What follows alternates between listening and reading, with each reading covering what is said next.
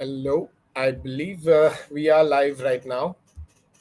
So, just coming back, welcome to everyone. I believe we have started a bit late. Again, I will keep on blaming my technological handicap, I feel. Now it's more and more looking like.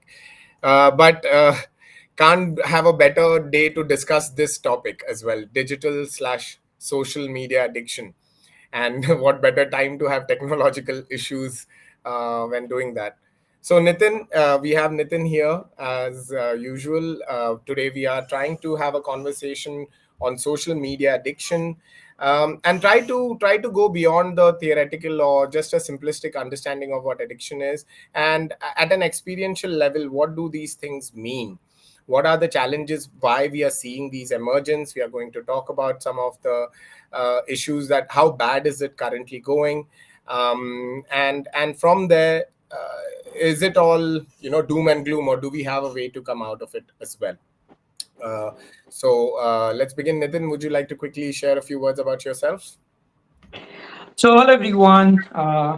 Great to join again for um, this almost initiative activity that we have done, which we are doing almost every alternate week.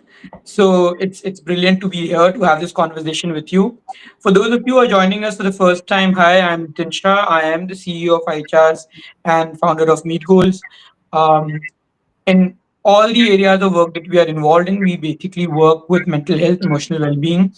At some level, we are looking at training and upskilling psychologists. And at other levels, we are also reaching out to corporates for corporate wellness programs and so on. So there's a combination of things that we do. I'm sure you can get more details about me simply by checking out whatever you have to check out about me. But I'm really excited to be here with Sachin again, because every time we have a conversation, the conversations um, leave me in a space where I know a little more than what I knew earlier. And I hope that all of you who listen to us also have a similar experience. Yep. And And topic for today is just amazing. So I think we can just get started from there. perfect. So social media addiction. Now, I believe this is currently the bane of existence for every parent out there. I really don't think I've had a conversation with a parent where they haven't mentioned digital technology, phones, laptops, or even television. It used to be more about television, but now it's more about mobile phones, and how they believe that their child is addicted to it. Now, so the first question will be like, are they correct? Are they right in that assumption? And So mm, so before we jump to that, so it's a bane of existence, not for just for parents, for spouses, for bosses, for employees, you name it, and for everyone, it's a bane of existence, and yet they're all on it. exact. Now, this is the funny part, because we tend to, when we are having this conversation, we tend to keep it as a childhood domain, like we keep it as a teenager's issue, and it is a problem that our younger generation is facing. So first and foremost, what you're saying right off the bat is, let's stop kidding ourselves. We have to put a mirror in front of ourselves. What you're accessing this video right now is through a digital medium, and as guilty as we are holding the younger generation of having digital addiction, statistics in fact show is that this is showing prevalence across all age brackets, right? And if you are considering that, yeah, that my child may be addicted, other than it just being a colloquial expression of showing your frustration, there is actually possible truth behind it as well. And kind of just to understand, right, maybe we can begin with something even a bit more basic. What do we mean when we say someone has addiction in the first place? Okay. So the way I would define addiction is when you're doing something that you actually don't want to do. When I say you don't want to do means you know you should ideally stop, but you're not able to stop. And it's interfering with other things that you know are more important for you. So, for example, if someone were to say that I am working out, right? But on days when I don't work out, I feel so miserable that no matter how bad the situation is, no matter how much of an emergency it is, I have to leave that and I have to go to a gym to exercise. So even on days on which I know ideally I should not be exercising, even on days on which I know probably there is something else which is more important for me to do than this, I'm still going to the gym and exercising. Right. So while we are talking about gymming, which is what we may consider to be a positive thing, but in this context, it will still be an addiction. Right. Now, so wait, we have to break it down right here because you straight away made it a controversial thing, I would say.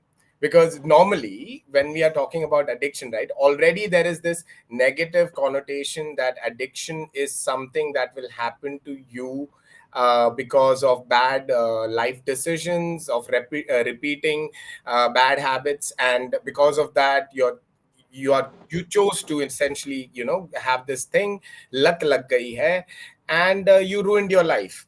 But when you're putting it in this way, and usually when we talk about addiction, there is alcohol, drugs, smoking, these tend to be the predominant things. And honestly speaking, I do feel like majority of the population only thinks of addiction in these terms. So when you are brought up like, oh, you are addicted to exercising, oh wait, why would that be a bad thing? Well, we are not here talking about a good thing or a bad thing. First and foremost, what we are trying to define the term addiction in itself. And when we are talking about addiction, this is not something that is your system going bad or your system malfunctioning so much, as this is the way your system works and what you have trained it to do. If it has stopped helping you but you're not able to take that active control over it, right? Essentially, our system is designed in a way that we need to keep on doing certain things, and if it has a high level of value and use to us, we would rather do it so much that it becomes part of our unconscious. I'm talking about a very high level this thing in a very simplistic manner. I'm sure Nitin will bring more meat to what I've just shared. And when we are holding high value to this, and for example, like driving, it's a high value. I'm able to move from one destination to the other without relying on others. It has a very high value for me. But then if I'm in a situation where I shouldn't be driving but I'm not able to help myself than driving, this is what is creating a issue for me essentially. And if this issue goes without check, right? Now, a simple explanation will be like, just don't drive, right? But there are consequences attached to it. I know when we're talking about driving and this matter of choice, and this is where that weakness and strength, all of these meshed up conversations come into play. But this high value thing, when it stops working for you, are you able to stop utilizing it? If you're not, then you're essentially addicted.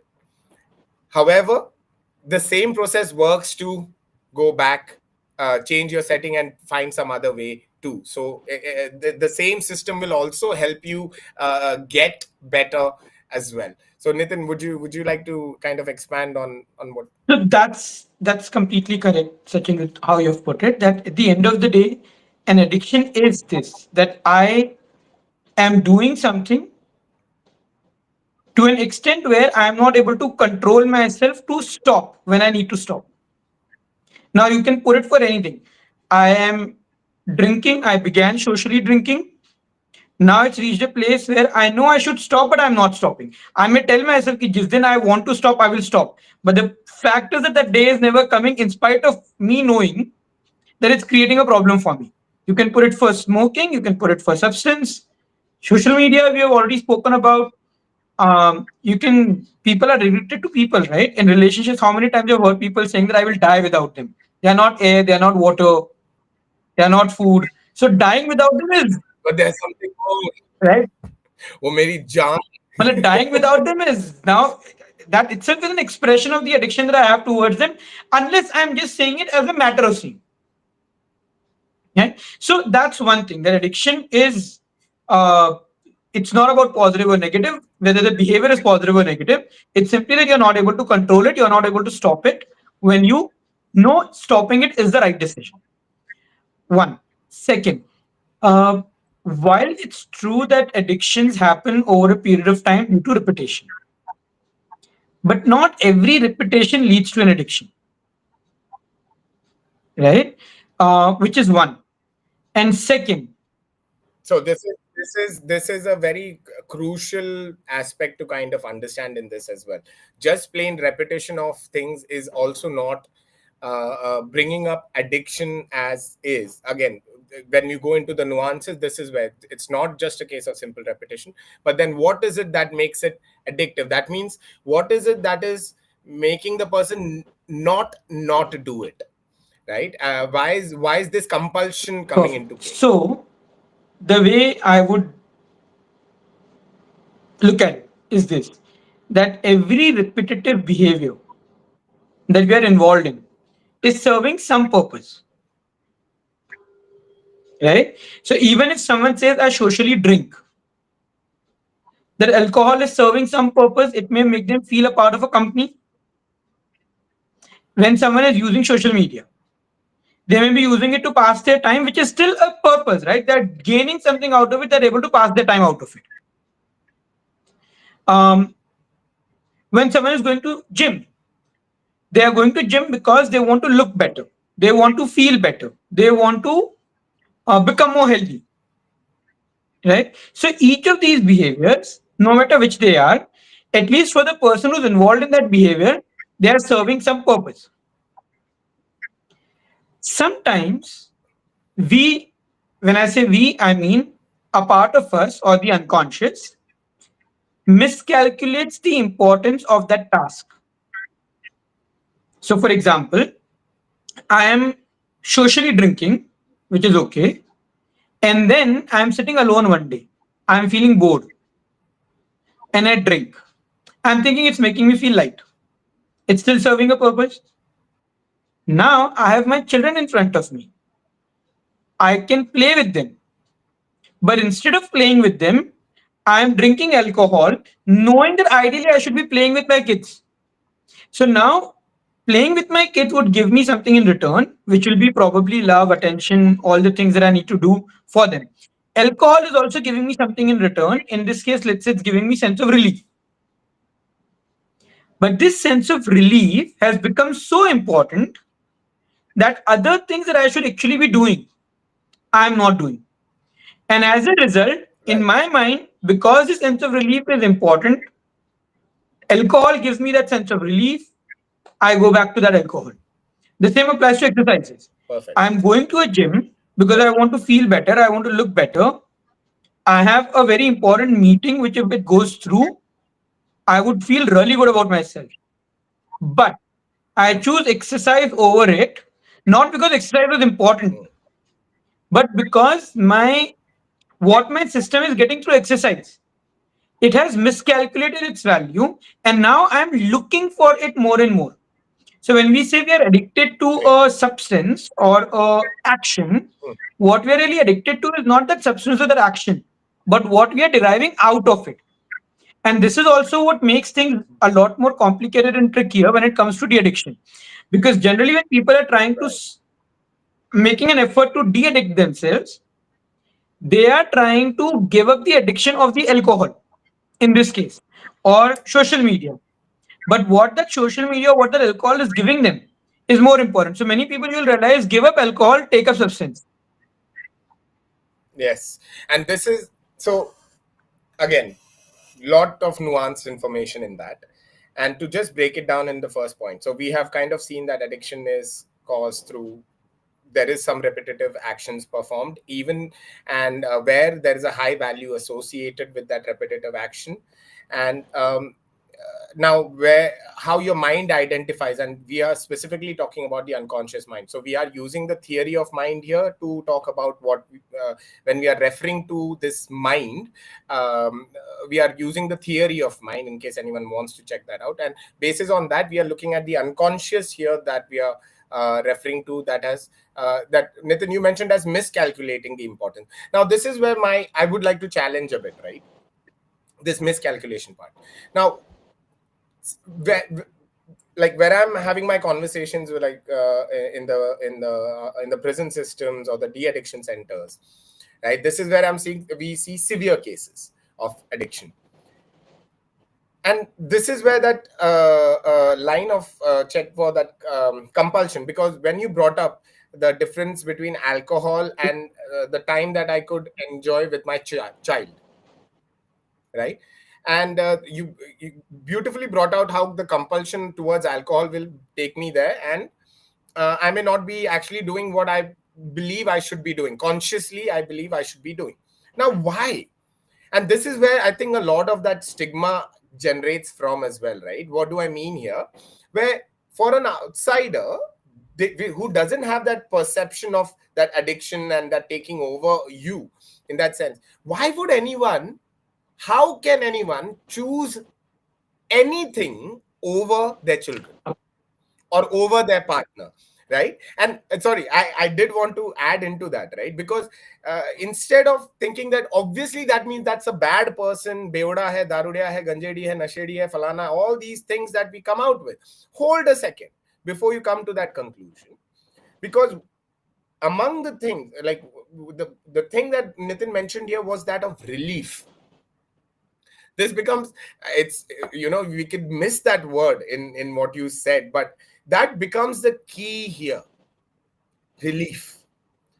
For a lot of people, especially when we see cases of severe addiction, what we are talking about is the person, this addiction is essentially pain management gone wrong. If I were to make that statement, I hope I was able to convey that. And yes, Nitin, you were So let me step back a bit first, and let's explain this why someone would choose something else, right?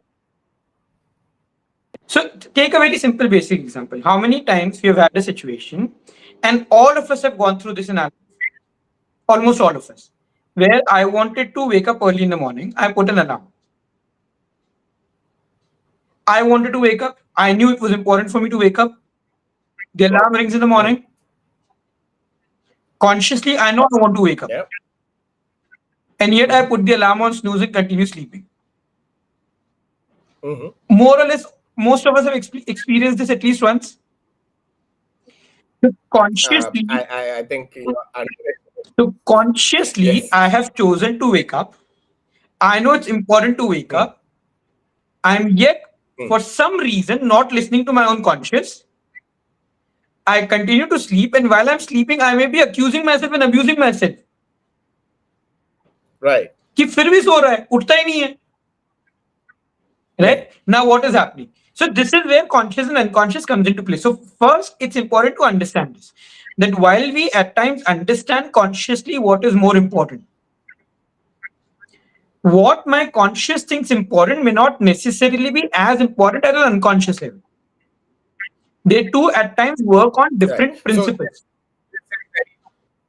Right. So this is where we have to kind of bifurcate between wishing to do something and this conscious effort to conscious action of putting your emotion behind it and doing it. It's not a simple case of you choose and you do. It doesn't happen necessarily in this linear fashion. What Nitin is essentially talking about is when you have a conscious decision to be made, it does go through a checklist, essentially the critical filter and or going through the checklist which should match your unconscious needs as well, or what you have fed in your unconscious as what is more important for you. And if these two needs do not match, what you will see is a dissonance, right? What you will see is the action that needs to happen is not happening, right? Sorry. Yes. So we have all experienced this in our life, right? It's just that in most cases, on certain days we will give in to the desire of sleeping. On certain days we will be able to take control and be able to wake up when we need to wake up. On most days, we will partially give into the desire of sleeping, but wake up before it's too late. Right? So, all of us have experienced this to some extent, and yet we go through it on a day-to-day basis. Addiction or a person who's addicted, it's just that this behavior is more expanded. Where I know I need to get up in the morning, the alarm rings, I continue to sleep, I tell myself 10 more minutes, and then 10 more minutes, and even though I ideally should wake up now and go to the office, otherwise my boss will kick me out, I still choose to continue sleeping. So that extended loss of control that my conscious has over being able to Hmm. do what I need to do will become Hmm. addiction. Right now, as an extension of this, Right. when you mentioned So, just Sachin, so when you mentioned about the child, why would someone select something else over their children? Consciously, they are Mhm. not. Many of them would actually feel extremely guilty of not being able to give attention to the children. But the problem is, in spite of the fact that they consciously realize this, they are many a times not able to stop themselves. So, which is one part of the story. Right. Second, some of them have tried so hard, and because it's not worked, they've just given up. And now the idea is, what is the point of even trying if I tried, nothing works? Great. So coming exactly to that, right?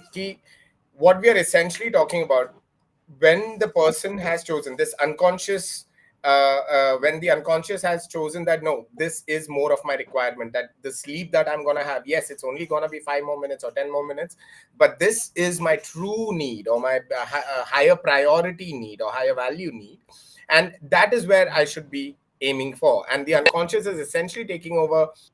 Consciously you are aware you're making a wrong decision, but you go in for that. But over here at the same time, we are not saying right now you're addicted to sleeping, because in the same vein you were choosing not to sleep early when you could have. So it's not just a matter of sleeping as well. These are patterns that you are kind of addicted to. What provides you, there is the dopamine network that we are, I mean, it's a neurobiological conversation, maybe we Correct. But can do so on a what I'm different day. saying is, eventually, even when you call it dopamine, the point is I'm getting something in return out of it. And what I'm getting in return out of it seems to be at an internal unconscious level overpowering what I think consciously I should Right. be doing. Right? We also spoke about, for example, Perfect. sleeping early. Right? Huh, So right. what stops people from sleeping early? You can apply the same thing to Netflix Mm. or Amazon or Geo, whichever is your addiction of social OTT choice. Right? Now, I know I'm watching a series. I know very well that this series is not going anywhere. I know it's time for me to sleep. And yet I tell myself, one more episode. So that pleasure that I am getting in that moment, which is the next part, that it's not just about the fact that there is a positive intention, getting something in return. That immediate fulfillment of desire at an unconscious level is taking precedence over what I may get in the long run. So there's also the component of what I'm getting today as compared to what I'll get in future. And then for some people it may Right. be So for short term, so the choice is between short term fulfillment or short term pleasure and long delayed gratification, and the person is ending up choosing short term pleasure, the short term pleasure, illusion of or choices between short-term pleasure and long-term. illusion of choice. Yeah, because for most people there's Fair really enough. no But this is choice. the choice. Exactly. Now, this illusion of choice that you've mentioned is between that short term pleasure and long term delayed gratification, or the right decision. But then again, the point coming back to, why would a person choose this over their children or something? All these things so important. And this is where we have to be able to understand that when we are talking about relief, when we are talking about what can the unconscious consider even more precious, even more valuable, is pain relief, right? And this is where the concept of psychological pain becomes so much important for us to also understand, that it's not just a body that experiences this phenomena of pain. Our mind experiences pain, which spiritually we would call suffering, in that way. However, what are we deeming here? Pain, the person, when the person is experiencing pain, and let's address this, right? Because in the trainings that we do, the conversation I have, we have the biggest fights when I have to talk about addiction. As I have a group of, imagine a room full of 40-year-old men, mid-level management, so they are very, all energy. And when I have to speak with them about addiction, one of the things I have to check with them is, have you heard the term rum mitai gum? Okay, the group is laughing, and I'm like, what do you guys think about that? Is it true? There will be people who say it is true, right? When I say, does alcohol make you sleepy? Can दारू से नींद आती है? Right, दारू से of course नींद आती है. दारू से इंसान सच बोलने लगता है, of course सच बोलता है. दारू से इंसान अपने जज्बात बाहर निकालता है. Is a person with alcohol is able to show their emotions confidently. Yes, Sachin, that is true. And in fact, Sachin, it is also true that doctors also recommend alcohol. Now, these are the crutches, I would say, in a series of how you build up that addiction as well, right? Where pain medication, in Hindi, we have developed it as ki dawa daru kiya kya. It has become part of our lexicon itself. So what are this importance that we are giving here, what we are essentially forgetting is we are talking about pain medication. What the person is doing is self-medicating. The pain that I'm experiencing is so excruciating, so hard, that all I can think of is to function. Right? To play with my child involves me to function at a complex level. But for me to just function, just bare sitting here, I am in so much pain that I'm looking for something to numb it down.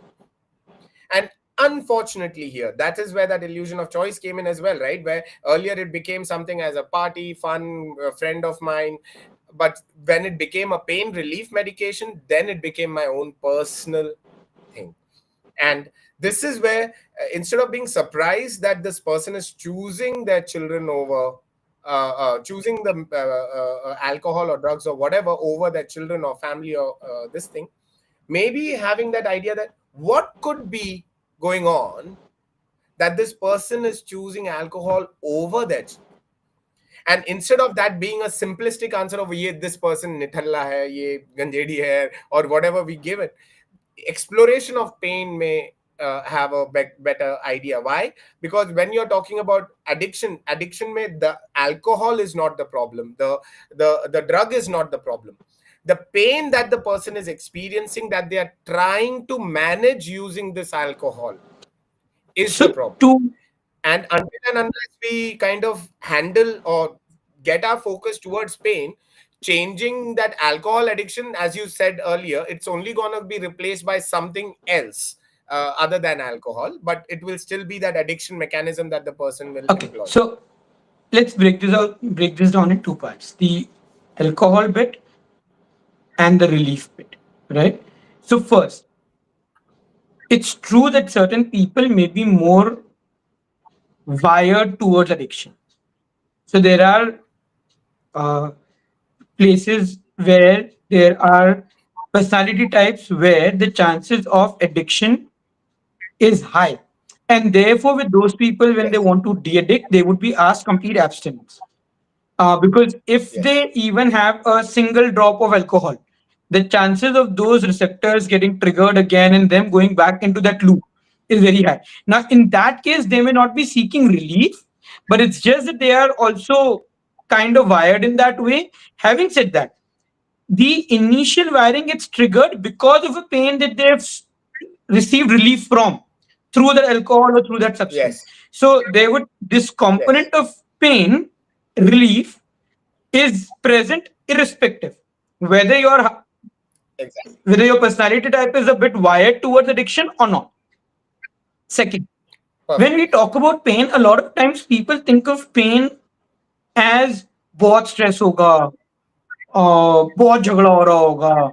Okay, pain represents different things for different people. At times, sitting alone, not having anything else to do, can be more painful than actually fighting with someone. And therefore, a lot of people you will notice will tell you that when we are alone, that is the time that we drink. Or social media, when we were talking about, most people, when they are using social media, they are actually using social media either when they are alone or when they're in a group, but they don't know what to interact with the group.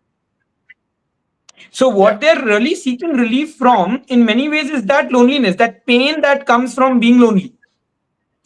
Is every from not being connected.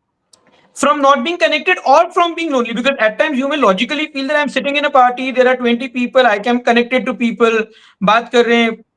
But that's again the illusion, right? Just because there are people in the room does not mean I feel connected with them, that I am having an exchange of energy, that I am feeling nourished in this interaction. So that connection that they are holding on from, if they feel it's happening from social media, from getting connected to this So at hive ti- that so is at times it's not even that they are feeling connected through social media. At times they are just numbing themselves to the idea that they are not connected, or they're numbing themselves from the idea that they don't have to connect. Well, for example, there are also people who would get into social media scrolling in a party because that's their way of ensuring that no one disturbs them. There are too many people trying to connect with them and they don't want to connect. So they are seeking relief from the people's desire to connect with them, or they are seeking relief from wanting to connect with people, not being able to connect with people, and now they are using social media as a way to convince to themselves that I'm connected. So what I'm trying to clarify is there is no one source of pain, thing that makes right? pain. Neither Yes, is and loneliness. we can probably start on that. So Yes, neither loneliness and I is think we can. pain for everyone, nor is having too many people to connect who actually want to connect with you is pain for everyone. But for different people, that pain is different. And each one of them Right, are eventually trying to seek relief from that pain. Or when I right, say relief, and now either relief or they're trying to numb themselves, that I will become so numb that I don't even feel the pain that is there, or I wouldn't even recognize the pain that right, is there. right, and now when you are talking about pain here as well, right? Now again, when we are talking about it from a psychological perspective, there is this additional thing that is happening, or maybe it's the same thing even if we consider our body. Now if I'm carrying wounds on my body, and this is how we have to, because it's not just the pain that we have to look at. With pain comes intensity of pain. There can be a 1 degree pain, there can be a 10 degrees worth of pain, right? So what Nitin you're sharing here is how the entry point to access pain can be different ways. It can be from fear, from rage, from guilt, from shame, from absolutely it will, but it would have an emotional base. It would be an emotional base driven, which we are kind of identifying as pain in some form So or it shape. will be an emotional, there will be an emotional base, but whether the person addicted recognizes that emotional base or not is a separate issue. Yeah, I'm not talking about the awareness bit around it. What there is the emotional base that is kind of happening in the back end there. The person is experiencing high level of pain through different means, and this intensity can also be, to understand this concept, it's not just one wound. It's not just if I have one wound on my arm here and then I also have a leg break, right? So I may have that wound here which is giving me 5 degrees of pain, but the leg break is giving me 10 degrees of pain. Now in between all of this, someone comes and punches me as well, right? All of these independently is also causing pain, but imagine the cumulative impact as well right now. And this is what we kind of have to understand when we are talking about mind, because the wound that the mind receives is not something that is singular or linear, in that sense ki, oh, I'm just upset because I had a fight with my wife, is a very superficial understanding of this pain, or of my own pain at that time. The reason why I may be having this fight with my wife also will have some beliefs and things that I may have from my past, right? So any collection of unhealed traumas. So one, you mentioned about genetics kind of being an influencer, sure, but then also when we talk about trauma and bring that into the picture, right from our childhood, right from the moment we were in the womb, our mind developed. From that point onwards, any and every unhealed trauma adds has a, so when we are talking about psychological pain, the person is dealing with this cumulative impact of traumas, pain that the person has collected. And while they are in any given point of time in their life, imagine now, right now, I am the person with the leg break and the hand wound and a punch on my face. At this point of time, this pain is unbearable for me. in this situation, for me to choose a painkiller while my child is sitting in front of me, yes, I had the same choice, right? Right now, sitting in front of me while I'm in this 50-degree of pain, my child is sitting.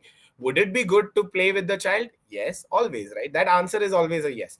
However, does that make sense for me to play with the child, or first get some painkiller? Painkiller would be the obvious choice. So this connection seems to be lacking, and in terms of our own understanding, and we need to be able to stress on this. And that is why bringing the focus towards the pain, the person, instead of working on the symptoms first, focusing on the pain that they are seeking this So relief. actually both, but before we come to that, because we are saying using the word pain so many times, one of the things that is important to realize is at times pain sounds a very big word, right? But when we are referring to the point of pain, pain could be any discomfort that you're experiencing one time or over a period of time. So even boredom to that extent will be pain. Now you may not by itself consider boredom as pain. Matlab for you, you may feel that your pain to itna bada word hai, boredom to kya. But in that moment, for certain people, even that boredom becomes an add on to the existing degree of discomfort that they're having. So that's one. Second, Exactly. Sachin also mentioned about cumulative. So again, the way it is the intensity of discomfort that you're experiencing. That intensity is subjective. What will make me feel uncomfortable and to what degree may be very different from what will make Sachin feel uncomfortable to what degree. But for each of us, there comes a threshold point beyond which I feel I need to seek relief from this, right? And then I'm seeking relief from it. Now, in many cases, it will be a result of cumulative discomfort. So it's almost like bucket of a bucket. Over a period of time, the bucket keeps getting filled. There comes a threshold point, and then a single drop, and the water spills over. And we are thinking, यार वो single drop तो इतनी बात थी. The problem is not that single drop. The problem is all the things that were filled in the bucket in the first place. Having said that, sometimes Right. that filling will happen over a period of time cumulatively because of different experiences. And sometimes you may have one really life altering experience because of which that bucket gets filled altogether. Okay. So, Completely. yes, generally cumulatively, but there could be one off experiences also. Yes, we are using the word pain, but the 100%. word pain is representing any discomfort that we are experiencing over a period of time once it reaches a particular degree of discomfort. Exactly. So I can get burnt right now. I may have just put my hand in warm water and I'm doing all these things. Sure, warm water is just adding just bit more pain to whatever I'm currently feeling. But imagine if it was boiling water I put my hand into, among with the broken hand, hurt hand and the broken leg and the punched face. So that difference we have to be able Yeah. to see कि पानी गरम और उसके degree में. So when we are talking about pain, that intensity is something that we need to kind of pay attention to. A person who's severely addicted is essentially saying, I am in a red zone of pain.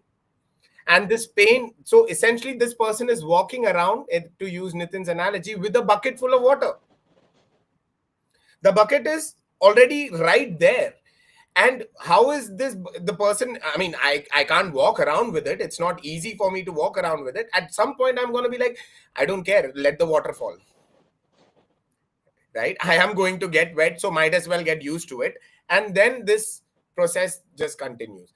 And unfortunately, and this is the saddest part I feel about addiction, right, where it's a victimless crime as well, because addiction also has connotations where it leads to actions that may not be societally friendly and all of those things as well. But with addiction also comes chances that they may get arrested and having changes, massive changes happen in their life.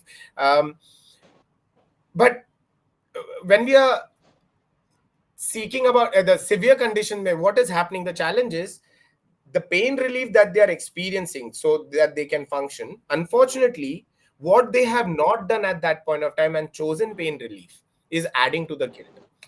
What do I mean? The same child example.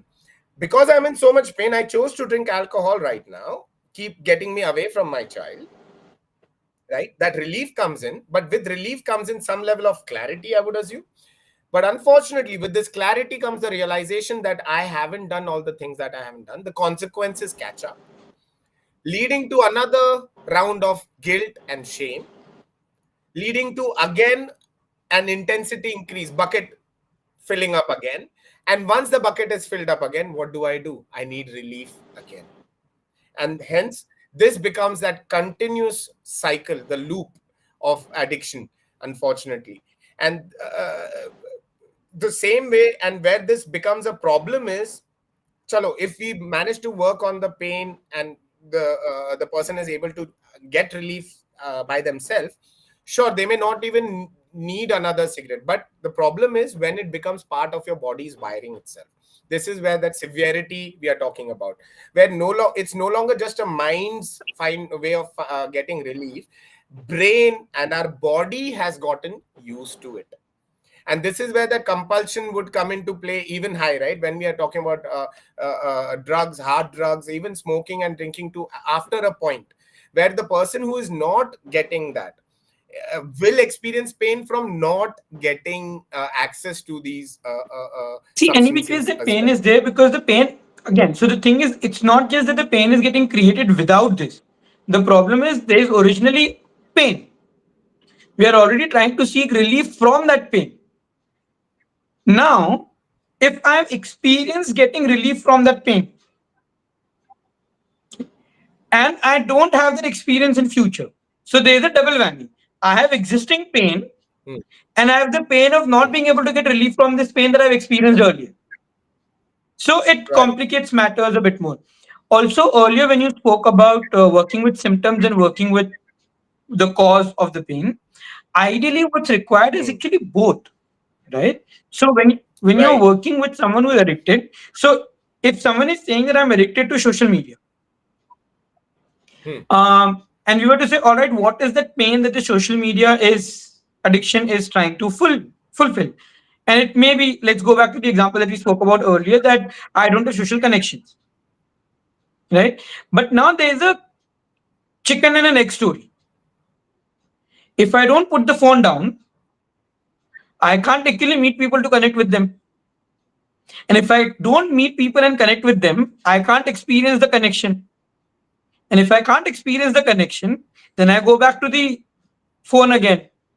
So, therefore, at times it's important that we work with both the symptoms, where if you have to detox by cutting down your phone, so be it, right?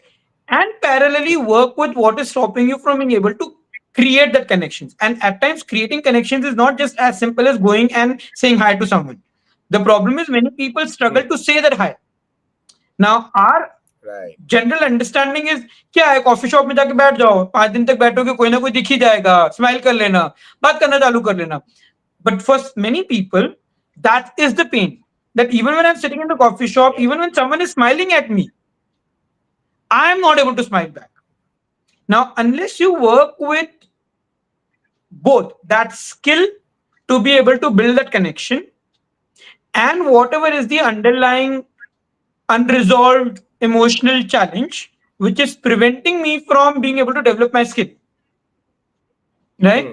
Uh, I'm still in catch 22. So, therefore, working with both together, where you need to work on the symptoms because symptom is most evidently visible, and parallelly work on the Okay. underlying cause to ensure that you are able to then, over a period of time, create a realistic shift in your life. The first step to Perfect. take, in my opinion, especially with addiction, if I was just if about you to are ask really that. addicted, Hmm. then with the first step to take Hmm. with addiction will be to visit a therapist, because otherwise you will remain stuck in this cycle of, if I do this, I don't get what I need to get rid of this, but if I don't get it, how do I get rid of it? So what cycle is a bad Right. cycle? There you need, in most cases, you require someone external to be able to help you, guide you, support you in that journey initially, and then you can become independent and be able to work with it on your own.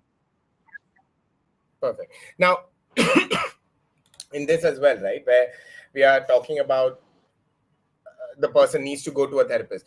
But the biggest challenge coming in here, what I've been hearing is the admission itself. How does one know that I am addicted? How does one have that difficult mirror and be able to admit to oneself what are the things that I may need to look out for to see that, well, am I showing signs of addiction?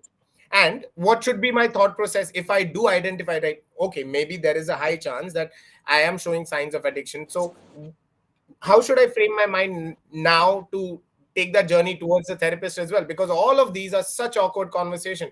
I as soon as I think about having this conversation, right, the things that pop up in the mind is these videos, every Western movie with addiction. So, hi, I'm Tom, I'm an addict. And do people want to be part of that scenario? Is this what it means to be going through a de-addiction program, or all of these complications So, come in? couple of things, right? Addiction, again, there'll be degree of addictions, right? Uh, Somewhere in the middle, people do realize something is going wrong. So, when you're initially beginning in that journey towards addiction, you might not realize. There comes a point where you actually start realizing that I am getting involved in a behavior more than I need to be. उतना realization आने लगता है. Okay? But we don't know what to do about it. And we miscalculate this by saying, "Achha, but I will handle it on my own." Then this keeps Hmm. continuing till it reaches a place where the addiction is so severe that what I'm giving up becomes irrelevant. Right. Right? So the best place to catch this is that moment when you realize, you know what, till now I have been doing what was required to be done. Now somehow what is important for me to do is getting affected by some or the other behavior that I have.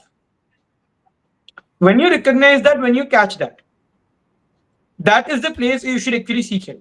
Because if you seek help over there, you would not reach that degree where the addiction becomes so intense, and then recovering from there takes generally longer and it becomes a more painful process, which is one. is is getting cured from addiction possible? So, like I said, it depends, right? If you are more hardwired towards addiction, then a cure from addiction would require complete abstinence. So, can you reach a place where I can uh, prevent myself, where I have the awareness to भैया एक sip भी नहीं लेनी? The answer is yes. But there, that degree of willpower exercise you will need to do. Then you have to remind yourself that I can't actually tell myself it's only one sip.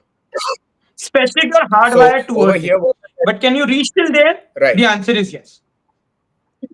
Okay, so over here, important thing that you mentioned, you use the word willpower, right? Because these words do get abused so much in terms of how we use, because it's considered the as a talent or something that is just present in a person. So if you could just address this particular part as well. When we are talking about willpower, you specifically mentioned practicing or exercising willpower, or willpower exercises. What do you mean by that, and how is this role playing? And just to kind of influence that, strength and weakness ka subject nahi hai. These are things that Okay, can be so let me practiced. first put it this way. When people say ki if you have strong willpower, you will be able to get rid of addiction.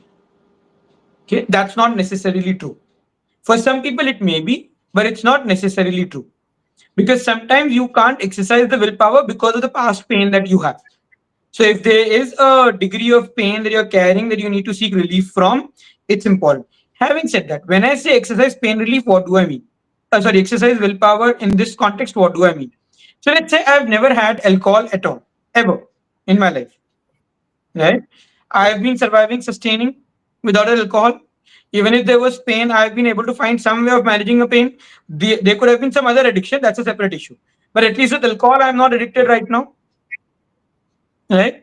The first time Yeah, when someone offers alcohol to me, I can still say no. And many people still do say no, right? right. So that's what I mean by willpower. Now, once you've started having it, once it's built, the association, it's built, right? Once everything that's happening in your system has started happening, then willpower becomes a lot more difficult to exercise. So now what do we do? When you go to a therapist, the therapist actually helps you get rid of all of that past baggages that were from which you were seeking emotional or pain relief. Now, if all the baggages are gone, you're back to a place where right now you are not seeking relief. So even if you don't, Your bucket is empty. the bucket is empty. So in this moment, if someone offers alcohol to you, your ability to say no and exercise that saying no is relatively greater, right? Yes. So over, because right now your motivation is not pain relief. You're not experiencing that degree of pain that you were, it was compulsive. But now when you are out of that pain, where you have worked with your therapist, you have worked with your counselor, and you have worked on this pain element of yours, and now when you're in that better place, and now when that offer comes in, this practicing of no becomes that much more important. And I guess this is where boundary setting and such conversations become a part to play with your therapist as Correct. well. But like I said, it all of this makes sense once that degree of past pain has been managed dramatically. Matlab, if that past pain is already very high, then the chance of being able to say no becomes less and less simply because that pain relief is more important. Right. I mean, and just to kind of make this that because in India we see this, and because I get pissed off, right? I'm a ranty person with these kind of things. We are looking at people who are working in sewage, even though it is banned, right? People are still there who have to get into these cesspits, and there are lots of lives getting lost. Now, why am I bringing this up? There's been study that has seen that among that population who is working in that kind of work, alcohol addiction or drug addiction is extremely high. And where the predominant cause is for the person, this job itself is so painful in terms of shame, in terms of disappointment that they feel towards themselves, towards their family, how their children are looking at them, how they smell, how they're perceived. All of this thing is so much pain for them. Just for them to function on a daily basis, alcohol and things become a very common point. Like when they were interviewed, their answers were, if I don't drink, how will I go down?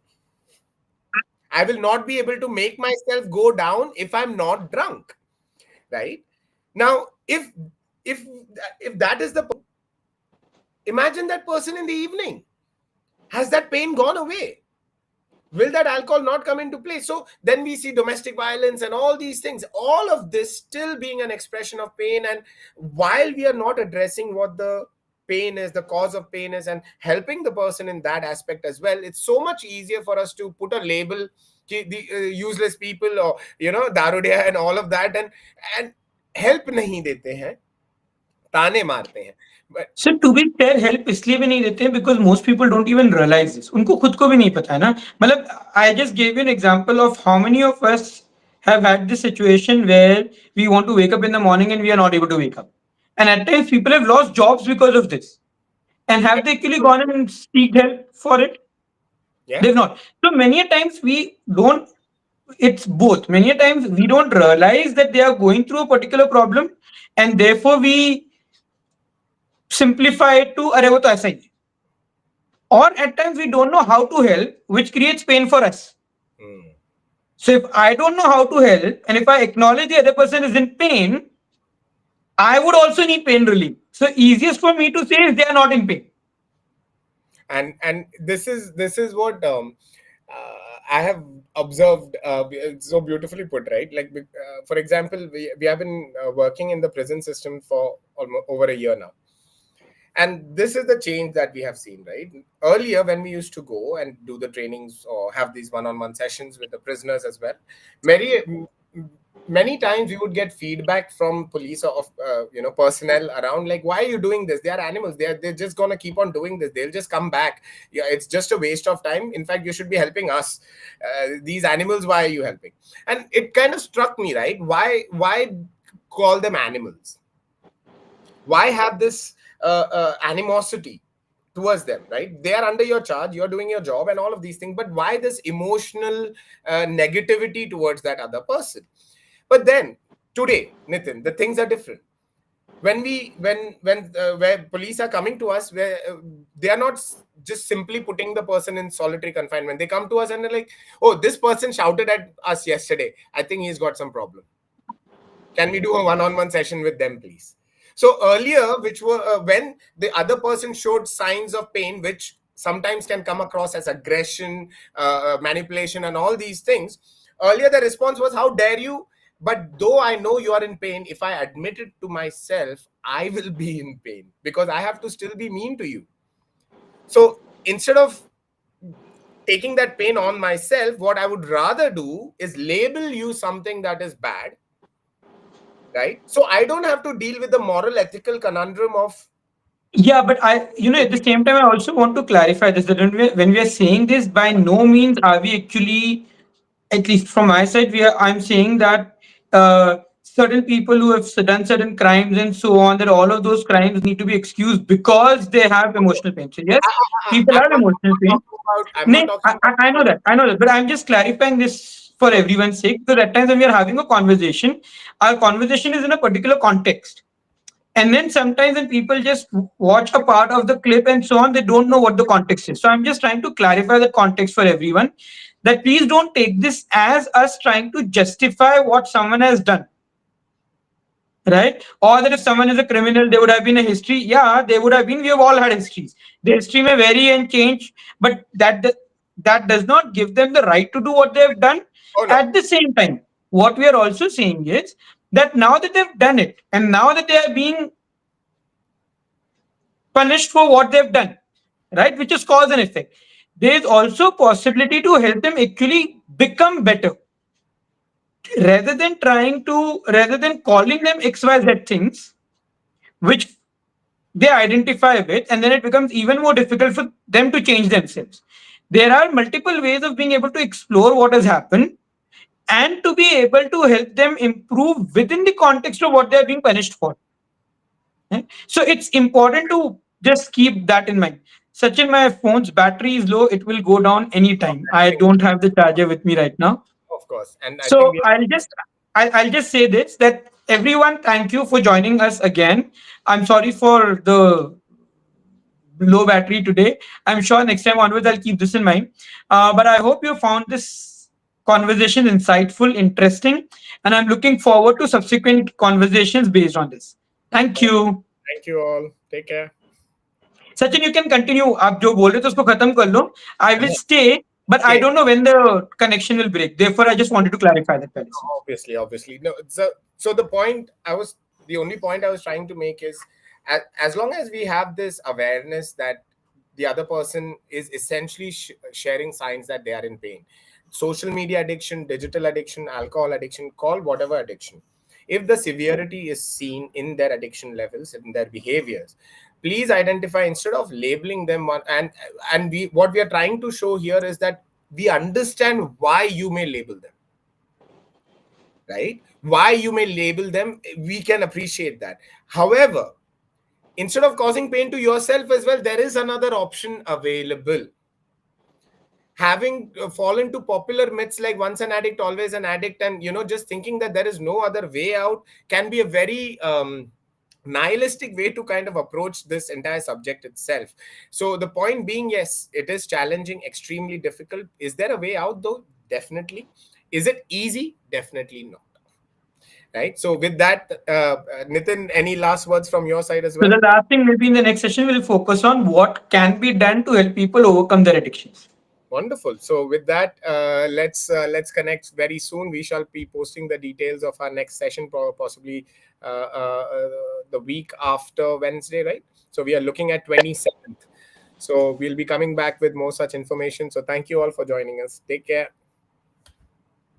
And I think Nitin's